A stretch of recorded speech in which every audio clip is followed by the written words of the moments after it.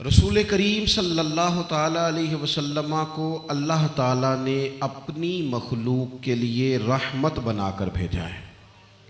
یہ عنوان ایسا نرالا، ایسا انوکھا اور ایسا خوبصورت عنوان ہے کہ جو نہایت ہی سمجھنے کے قابل ہے۔ کچھ رشتے انسان محسوس کرتا ہے کہ یہ میرے مخلص رشتے ہیں، اس کا خیال ہوتا ہے کہ ساری دنیا میرے بارے میں برا سوچ سکتی ہے پر میری ماں نہیں میرا برا سوچے گی۔ اعتماد بہت زیادہ ہوتا ہے تو انسان کہتا ہے باقی سارے کسی اور طرف نکل سکتے ہیں، میرا والد ہمیشہ میرا بھلا ہی سوچے گا۔ حضور فرمانے لگے یہی میری اور تمہاری مثال ہے، تم بھی دوزخ کی طرف بڑھتے ہو اور میں تمہیں کمر سے پکڑ پکڑ کے کھینچتا ہوں، یہ کام نہ کرنا دوزخ میں لے جائے گا، اس طرف نہ جانا۔ حضور خاص کرم نوازی کرتے، خاص اپنے غلاموں پر، اپنی امت پر، اور امت کی دونوں جو قسمیں ہیں، امت دعوت بھی اور امت اجابت بھی، دونوں کے معاملے میں نبی پاک علیہ الصلوۃ والسلام کا جذبہ کرم کا۔ اگر کوئی شخص کسی بندے سے کہے جا جو میرا ہوتا ہے کر لے، اگر کو کہہ دے تو پھر جس سے ہوتا ہے نا وہ معافی شافی کوئی نہیں دیتا۔ معافی ہمارے ہاں دیتے ہیں لیکن کئی دفعہ وہ لوگ دیتے ہیں جن کے پاس بدلہ لینے کی طاقت نہیں ہوتی، اور اگر طاقت ہو تو پھر اپنے شکنجے میں پوری طرح کستے ہیں، اور سامنے والا کہتا ہے نا معاف کر دو تو کہتے ہیں اس وقت تو بڑی ڈینگیں مارتا تھا، اب کہے کہ معافی۔ بھئی طاقتور آدمی ہے اور آپ اسے چیلنج کر رہے ہیں تو وہ تو پھر دکھائے گا اپنا آپ۔ اللہ تعالیٰ نے اپنے محبوب کو محبوب بنایا ہے، حضور لاڈلے ہیں رب کریم کے۔ کافروں نے مطالبہ کر دیا، کہنے لگے لائیں وہ عذاب، جس عذاب سے آپ ہمیں ڈراتے ہیں ہم مان تو نہیں رہے، تو وہ عذاب لے آئیں۔ اب حضور سے کہہ رہے ہیں اور اتنی بڑی بات کہہ رہے ہیں کہ پھر لائیں عذاب، تو رب کیا فرماتا ہے؟ وَمَا كَانَ اللَّهُ لِيُعَذِّبَهُمْ وَأَنْتَ فِيهِمْ، محبوب میں انہیں عذاب نہیں دوں گا آپ جو ان کے درمیان موجود ہیں۔ آپ کی موجودگی میں اور عذاب، حضور تشریف فرما ہو اور پتھر برسے، محبوب تشریف فرما ہو اور آسمان سے عذاب نازل ہو، محبوب آپ موجود ہیں لہذا انہیں عذاب نہیں دیا جائے گا۔ میرے رسول پاک کی جو خاص کرم نوازیاں ہیں لوگوں کے ساتھ، فَبِمَا رَحْمَةٍ مِّنَ اللَّهِ لِنْتَ لَهُمْ، اللہ فرماتے ہیں محبوب رب نے کرم کیا ہے، آپ اپنے غلاموں کے لیے نرم دل ہو گئے۔ وَلَوْ كُنْتَ فَظًّا غَلِيظَ الْقَلْبِ لَانفَضُّوا مِنْ حَوْلِكَ، اگر آپ سخت دل یا سخت مزاج ہوتے تو یہ آپ کے پاس سے بکھر جاتے۔ رسول پاک کے قلب اطہر میں امت کے لیے درد، لوگوں کی فلاح کا جذبہ، لوگ مسلمان ہو جائیں، دوزخ سے بچ جائیں، ایمان لے آئیں، اچھے کام کرنے لگیں، اللہ والے بن جائیں، جنتیوں والے اعمال شروع کر دیں، یہ درد تھا جو نبی پاک کو کبھی عکاظ کی منڈی میں لے جاتا تھا، کبھی طائف کے بازار میں لے جاتا تھا۔ حضور درد سے دعوت دیتے، وہ خاص کرم نوازی، اور انسانوں کے لیے نہیں، صرف جانوروں کے لیے بھی۔ حضرت تمیم داری کہتے ہیں ہم حضور کی بارگاہ میں کھڑے تھے، ایک اونٹ دوڑا دوڑا آ گیا، اس نے حضور کے کان میں کوئی بات کی تو محبوب فرمانے لگے تو پرسکون ہو جا، فکر ہی نہ کر۔ کس سے؟ بولیے، روزے دے دوالے نے غلاماں دیاں ٹولیاں، اب ویکھو ایک پیا سن دے کروڑاں دیاں بولیاں۔ محبوب فرمانے لگے تو فکر نہ کر، پرسکون ہو جا۔ تھوڑی دیر گزری تو کچھ لوگ بھی دوڑے دوڑے آ گئے، یا رسول اللہ یہ ہمارا اونٹ ہے، بھاگ گیا تھا، آج آپ کے پاس ملا ہے۔ تو حضور فرمانے لگے یہ تو تمہاری شکایت کر رہا ہے۔ اونٹ کو بھی پتہ ہے جائے پناہ کون ہے، اونٹ کو بھی پتہ ہے کہاں جائیں گے تو جہاں بندے کو گنجائش مل جائے۔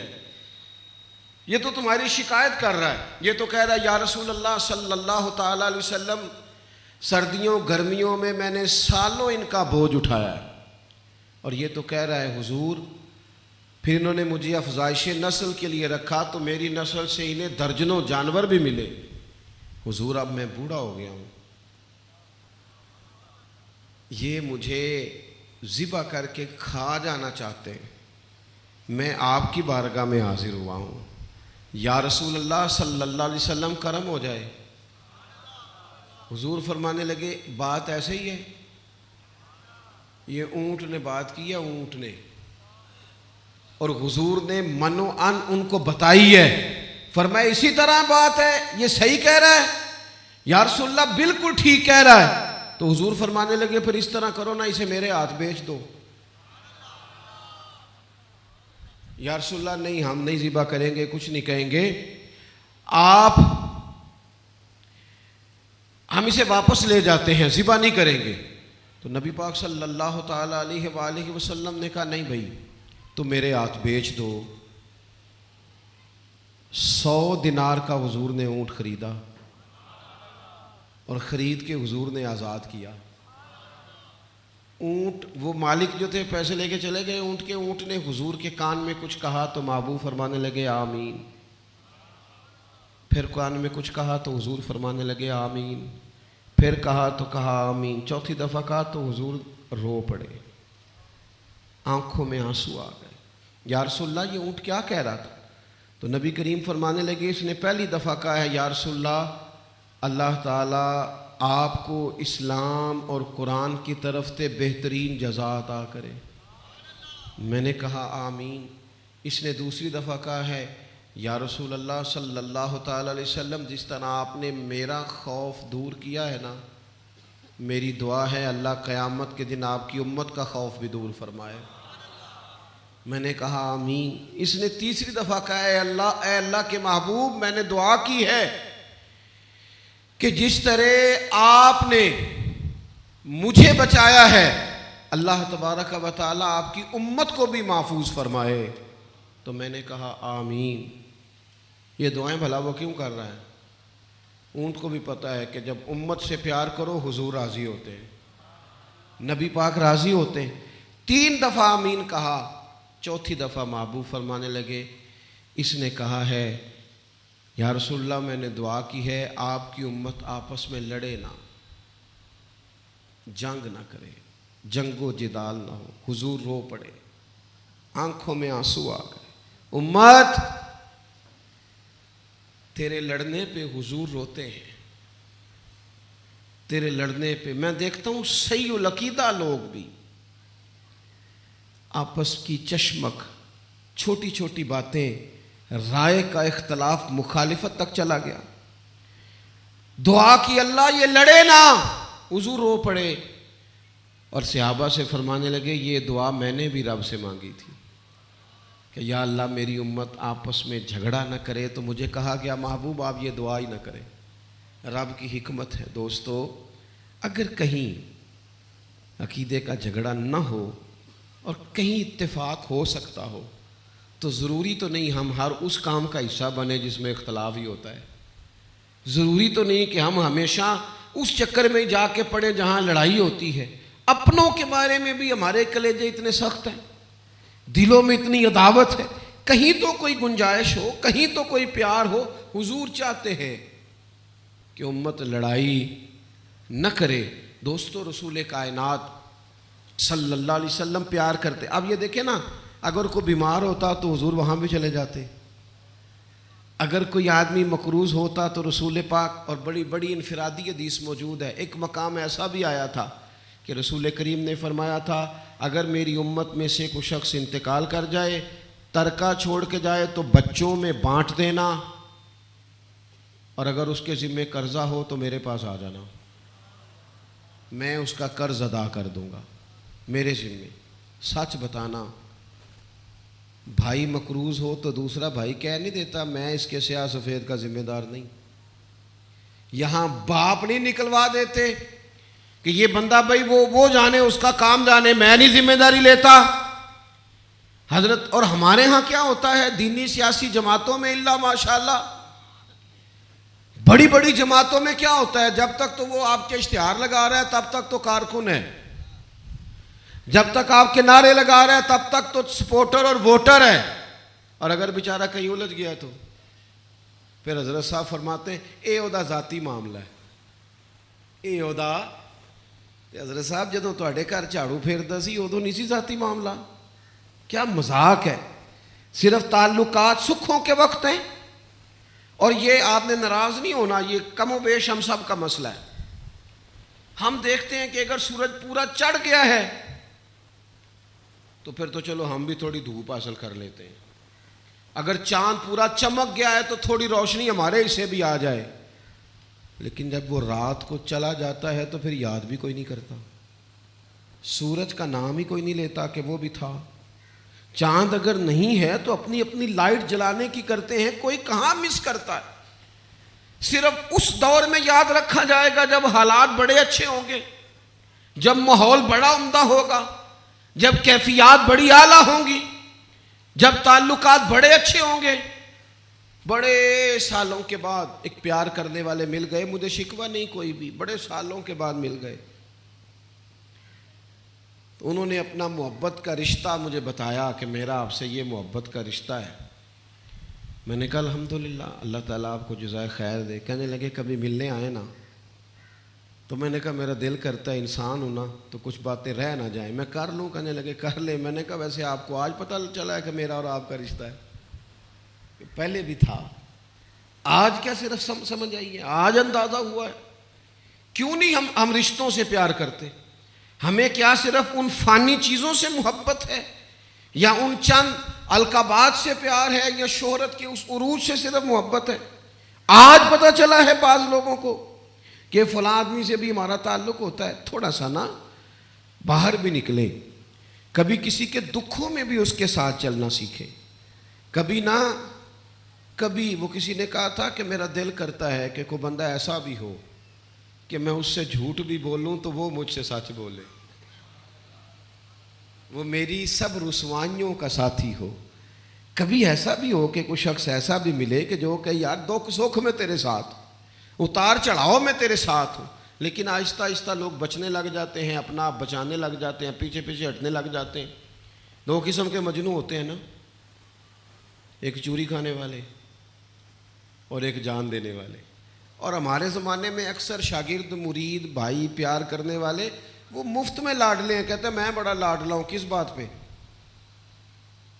یعنی ایک بندہ وہاں ڈیوٹی کر رہا ہے ہر روز صبح و شام, اور ایک آیا مہینے کے بعد اور دعویٰ اس کا کیا ہے کہ میں مفت میں. فری میں کس رنگ میں بھائی؟ مفت میں کیسے کوئی لاڈلا ہوتا ہے؟ دیکھیں اللہ کو کسی کی عبادتوں کی ضرورت ہے, لیکن اگر کوئی بندہ ڈیوٹی کرے, عبادت کرے تو رب پیار تو کرتا ہے نا. میری بات کی سمجھ آ رہی ہے؟ اللہ بھی کہتا ہے کوئی آ نا, کوئی کام تو کرنا, کوئی ڈیوٹی تو کرنا. دین کی مفت میں بہت سارے لوگوں کا خیال ہوتا ہے کہ صرف نہ میرے آنے پہ فلاں اٹھ جائے.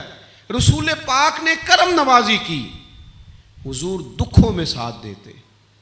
جب کوئی پوری طرح پریشان ہو جاتا تو حضور, حضرت جابر ابن عبداللہ کہتے والد انتقال کر گئے تھے, بہنوں کا بوجھ تھا. یہ بھی بڑے سخت حالات ہوتے ہیں اگر کبھی کسی پہ آ جائیں تو.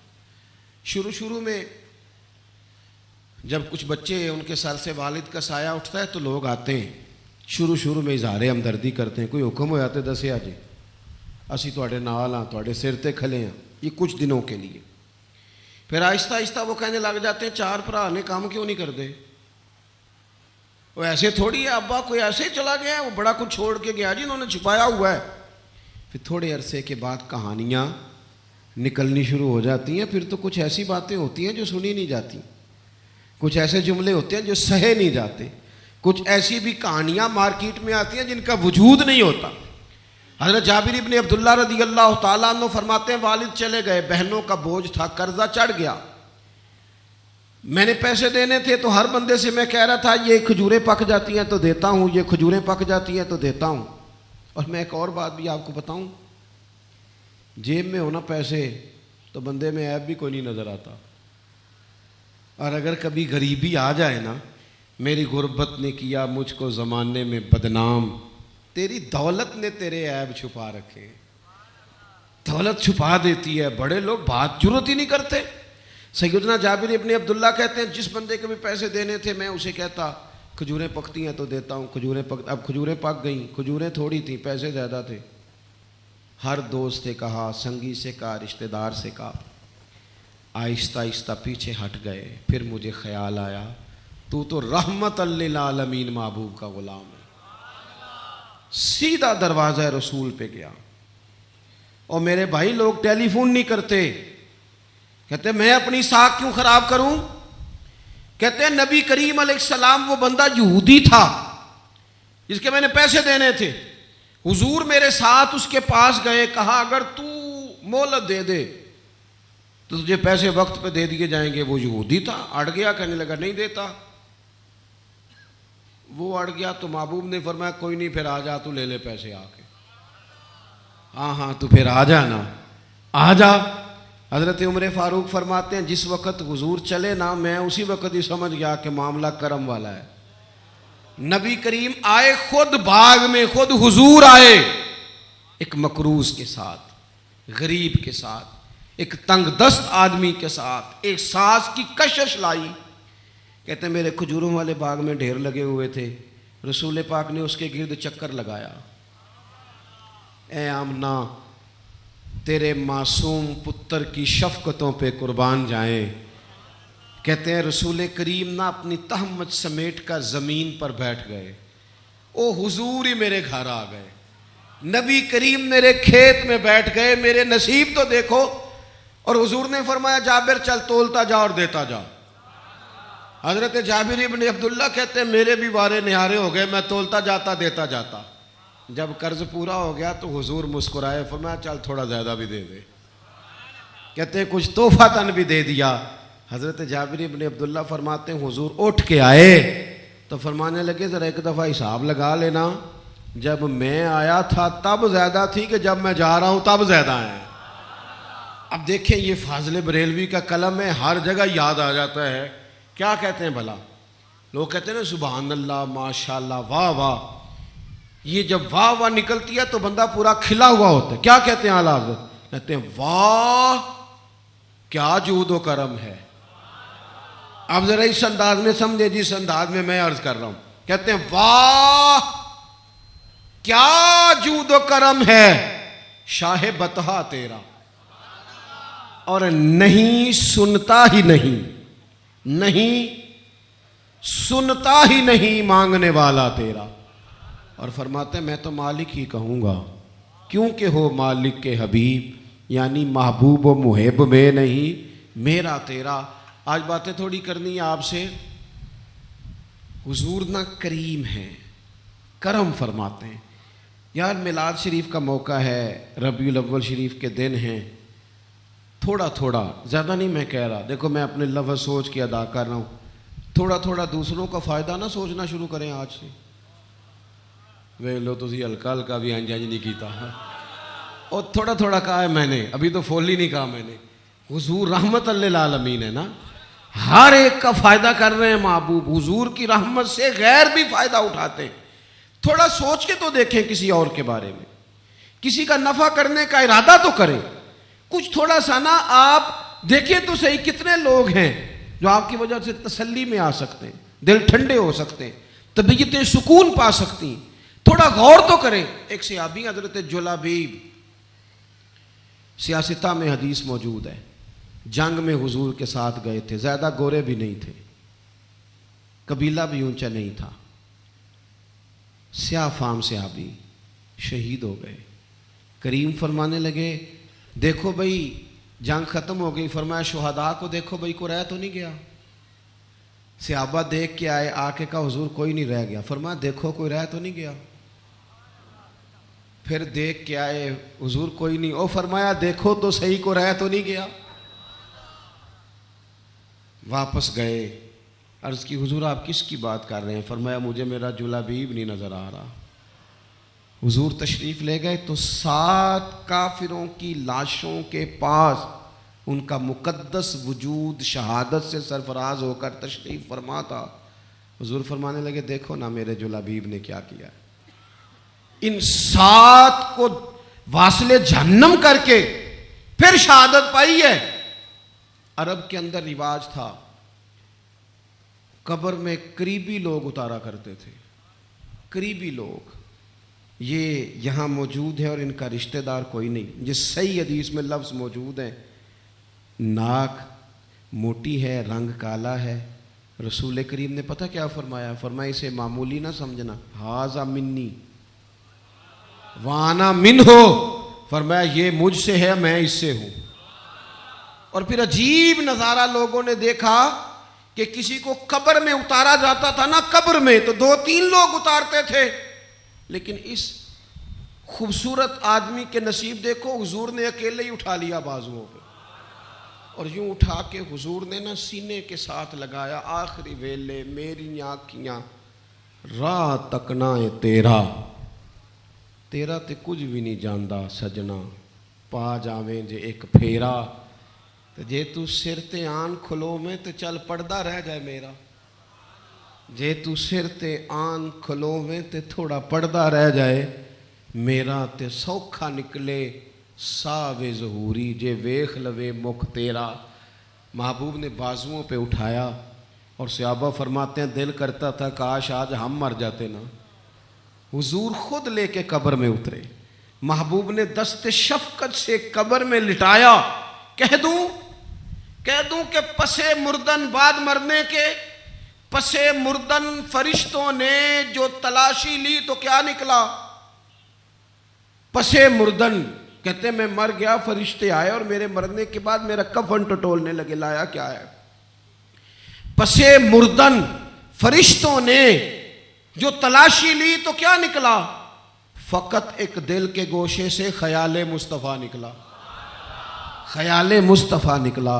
اعلیٰ حضرت فرماتے ہیں کہ ہمیں پتہ تھا نا رات اندھیری ہے تو بندوبست کر کے آئے ہیں، لحد میں عشق رخ شاہ کا داغ لے کے چلے. اندھیری رات سنی تھی چراغ لے کے چلے رسول کریم کے قلب اطہر میں. اور ایک اور بات، حضور ہر ایک کے لیے رحمت ہیں، ہر ایک کے لیے. پتہ ہے محبوب نے کیا فرمایا ہے؟ فرمایا جو بڑے بڑے گناہ گار ہوں گے وہ قیامت میں میری چادر کے نیچے ہوں گے. میں کبائر گناہ والوں کا، یعنی لوگ تو اچھوں کو اپنا بناتے ہیں نا، تو محبوب فرماتے ہیں وہ جو گناہ گار ہوں گے نا، گناہ گار، انہیں میری شفاعت سے حصہ ملے گا. دلوں میں نرمی، سب سے پہلے تو حضور کے اس کرم کو سمجھیں اور پھر اپنی طبیعت میں گنجائش پیدا کریں. میلاد کا موقع، حضور کی سیرت نور ہمیں سبق دیتی ہے ہم دوسروں کے لیے دل میں خیر کے جذبات پیدا کریں، ہمارے دلوں میں دوسروں کے لیے اچھائی اور محبت کی خواہشات ہوں، کسی کا بھلا سوچیں. نکل آئیں خود غرضی کی زندگی سے. خود غرضی کی زندگی انسان کو آہستہ آہستہ تنہا کر دیتی ہے، تنہا کر دیتی ہے. دنیا میں ایسے لوگ بھی دیکھے جو الگ رہتے ہیں اور ان کے بچے الگ رہتے ہیں. خود غرضی کی زندگی اتنی تنہائیاں پیدا کرتی ہے کہ انسان اکیلا ہو جاتا ہے. کچھ دلوں میں دوسروں کے لیے خیر کے جذبات لائیں. اللہ تعالیٰ میری اور آپ کی حاضری کو قبولیت کا شرف عطا فرمائے.